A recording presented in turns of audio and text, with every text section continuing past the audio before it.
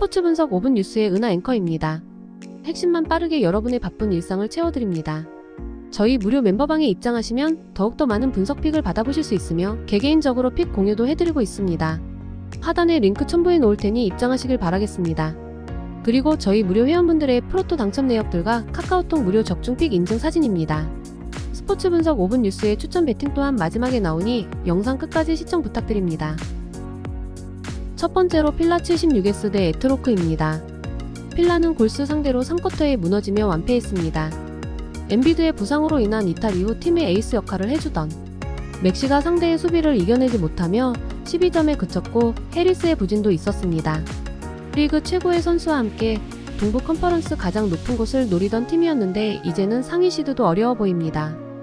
베벌리와 마틴 등 벤치가 좋긴 하지만 승리를 위해서는 주전 구간이 힘을 내야 합니다. 에틀은 보스턴 원정에서 전반 분전을 비롯해 후반에도 쉽게 상대에게 달아남을 허용하지 않았지만 승리하진 못했습니다.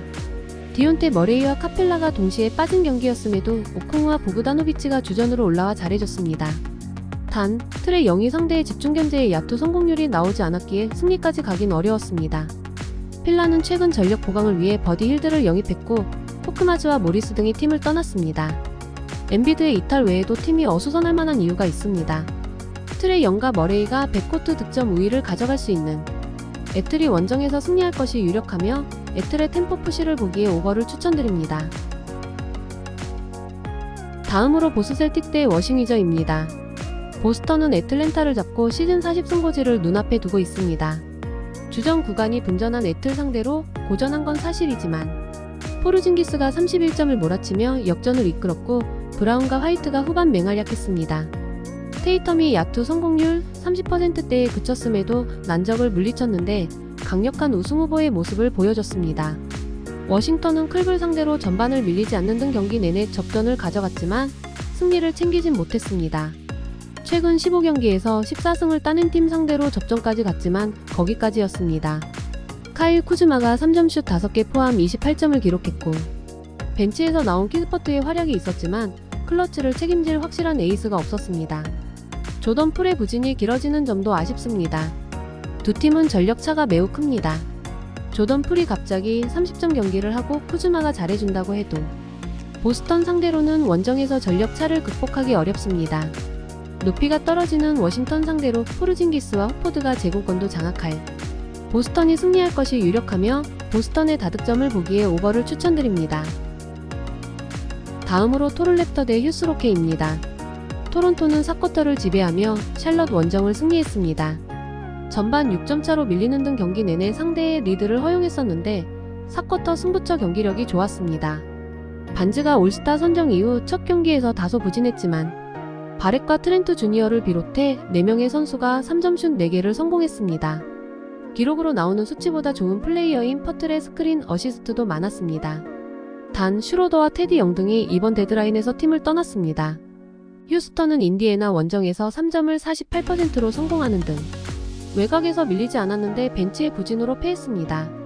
최근 컨디션을 끌어올리며 트레이드 위험에서 벗어난 제일린 그린이 30점을 몰아쳤고 부상으로 빠진 벤블릿을 대신해 나선 탐슨도 34분간 13리바운드 6어시스트 3블록으로 맹활약했지만 벤치에서 10점을 해준 선수가 없었습니다. 휴스턴은 올스타 탈락 선수 중 가장 아깝게 떨어진 생군이 잘해주고 있고 그린의 최근 페이스도 좋습니다. 그러나 원정에서는 최근 경기력 기복이 있습니다. 반즈와 바렛, 퀴클리 등 20대 초반의 젊은 선수들이 잘해주고 있고 퍼틀의 골밑 수비가 빛날 토론토가 승리할 것이 유력하며 토론토의 템포 푸시를 보기에 오버를 추천드립니다. 다음으로 미러벅스 대 샬럿토네입니다. 미러키는 미네에 이어 미네소타를 연달아 상대하는 일정입니다. 그러나 백투백이라 해도 홈연전이고 로페즈 정도를 제외하면 결정할 선수가 없기에 일정에 대한 부담은 크지 않습니다. 릴 라드와 쿤보 등 팀의 에이스 듀오가 플레잉 타임을 가져갈 것이고 포르티스와 크라우더 등 벤치 베테랑들이 벤치를 이끌 수 있습니다. 뉴욕과 클리블랜드의 상승세 속에 매 경기가 중요한 최근으로 여유를 부리지 않을 것입니다. 샬럿은 토론토 상대로 45점을 몰아친 브리지스를 앞세워 경기 내내 앞서갔습니다. 그러나 4쿼터 승부처에서 리드를 내주며 아쉬운 패배를 당했습니다. 브랜든 밀러가 최근에 상승세를 이어가며 다시 한번 20점 경기를 했고, 마티니 보렌들러로 나서 8개의 어시스트를 뿌렸지만 상대 외곽을 제어하지 못했습니다. 이번 데드라인에서는 헤이워드가 팀을 떠나며 오클로부터 드래프트 티켓과 미치치 등을 받았습니다.